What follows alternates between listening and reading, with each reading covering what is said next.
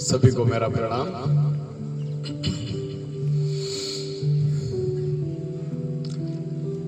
कि आदमी सुनता है मन भर और प्रवचन देता है टन भर और ग्रहण करता है केवल कण भर। एक बहुत सुंदर कहानी। एक गरीब व्यक्ति होता है, काफी गरीब व्यक्ति होता है। एक बार वो एक शहर से गुजर रहा होता है तो वहां पर समारोह चल रहा होता है। पुराने समय की बात है, बहुत बड़ा समारोह चल रहा होता है। तो गरीब व्यक्ति किसी से पूछता है कि क्या हो रहा है, यहाँ क्या चल रहा है। तो वहां का एक व्यक्ति उसे बताता है कि यहाँ पर हस्ती पटबंधन समारोह चल रहा है, जिसमें ये जो शाही हाथी अभी आने वाला है, ये अपने सूंड में एक माला लेकर आएगा और वो माला जिस किसी भी व्यक्ति के, यहाँ हम जितने लोग खड़े हैं इनमें से किसी के भी गले में अगर वो माला पहना देगा तो वो व्यक्ति यहाँ का राजा बन जाता है 5 साल के लिए। गरीब ने कहा यार ये बहुत अच्छा है, शायद मेरी भी किस्मत जाग जाए, मैं भी खड़ा हो जाता हूँ। वो भी खड़ा हो जाता है, शाही हाथी आता है सूंड में माला लेके, और भगवान की उस दिन पता नहीं क्या कृपा होती है कि उसी गरीब व्यक्ति के गले में आके वो हाथी माला डाल देता है। चारों ओर उसकी जय जयकार होने लगती है, तालियां बजने लगती है और बड़ा मस्त माहौल हो जाता है। गरीब व्यक्ति को लगता है वाह यार आज तो भगवान प्रसन्न है।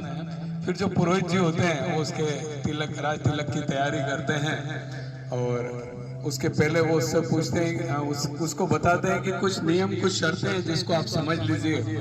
तो ये पूछता है बताइए आप की शर्त ये है कि 5 साल तक आप यहाँ पर शासन करेंगे।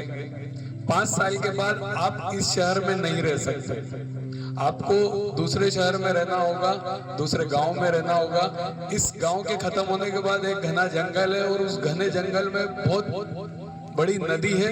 उस नदी को पार करके आपको उस गांव में जाना है। उस नदी के अंदर बहुत सारे घड़ियाल मगरमच्छ है। अगर आप में हिम्मत है, ताकत है और सब कुछ है तो आप उसको पार करके और उस गांव में जाना और हमेशा आपको जीवन फिर उसी गांव में ही रहना है। ठीक है। अब वो गरीब व्यक्ति सोचता है मेरे पास वैसे खोने के लिए है क्या, कुछ है तो ही नहीं। आज राजा तो बन गया हूँ, 5 साल तो मुझे मिले हैं जीवन के, ये कम थोड़ी है। तो 5 साल तो मैं अच्छे से जीऊं। वो बोलता है जी मुझे मंजूर है, कोई तकलीफ नहीं। ठीक है साहब। बहुत अच्छा शासन वो करता है, सारी प्रजा को बड़ा खुश रखता है और मतलब हर व्यक्ति उससे प्रसन्न रहता है कि यार राजा हो तो ऐसा क्या शासन किया इसने।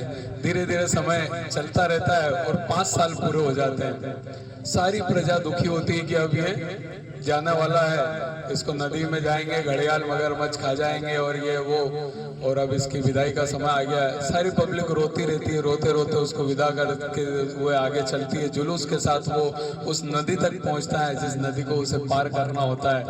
वहां जाकर पब्लिक देखती है तो चौंक जाती है, क्योंकि उस नदी पर इन 5 सालों में एक लकड़ी का पुल बन चुका होता है जो उस राजा ने बना दिया होता है। और उस पुल पे चल के सारे लोग जय जयकार करने लगते हैं, नृत्य करने लगते हैं कि यार क्या बात है। और वो पुल पे चढ़ते हुए उस सुंदर गांव में चला जाता है। ये कहानी आपकी और हमारी भी है।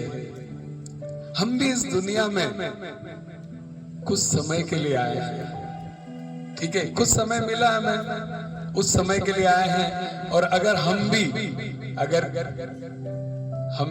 हमें भी दूसरी फिर जगह जाना है, अगर हम अच्छे कर्म करें, प्रार्थना करें, दुआएं करें, अच्छा ध्यान करें, तो हम भी एक लकड़ी का पुल तैयार कर सकते हैं जिससे हम बहुत आसानी से दूसरी जगह हमारे दूसरे शहर में पहुंच पाएंगे। नहीं तो हमें यातनाएं सहनी है, उन घड़ियालों और मगरमच्छों से संघर्ष करना पड़ेगा। तो यही इस कहानी का सार है, यही शिक्षा है कि हमें भी जो अल्प समय के लिए हम इस धरती पे आए, दुनिया में आए हैं, तो कुछ अच्छे कर्मों का, अच्छी प्रार्थनाओं का, अच्छी दुआओं का, अच्छे ध्यान का एक पुल तैयार करें जिससे हमें जाने में तकलीफ ना हो। धन्यवाद।